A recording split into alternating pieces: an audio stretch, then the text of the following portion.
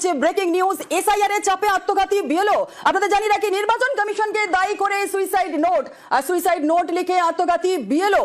আরো একবার আপনাদের জানাই, এসআইআর চাপে আত্মঘাতী বিএলও, নির্বাচন কমিশনকে দায়ী করে সুইসাইড নোট আর সুইসাইড নোট লিখে আত্মঘাতী হলেন বিএলও। বাড়িতে বিএলওর ঝুলন্ত দেহ উদ্ধার।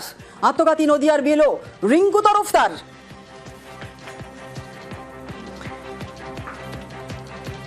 এসআইআর চাপে আত্মঘাতী বিএলও, নির্বাচন কমিশনকে দায়ী করেই সুইসাইড নোট আর সুইসাইড নোট লিখে আত্মঘাতী হলেন বিএলও। বাড়িতে বিএলওর ঝুলন্ত দেহ উদ্ধার। আত্মঘাতী নদিয়ার বিএলও রিঙ্কু তরফদার।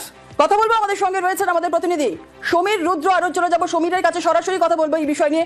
সমীর, রিঙ্কু তরফদার যিনি আত্মঘাতী হয়েছেন বিএলও, সুইসাইড নোটে কি উল্লেখ করেছেন, কি জানা যাচ্ছে?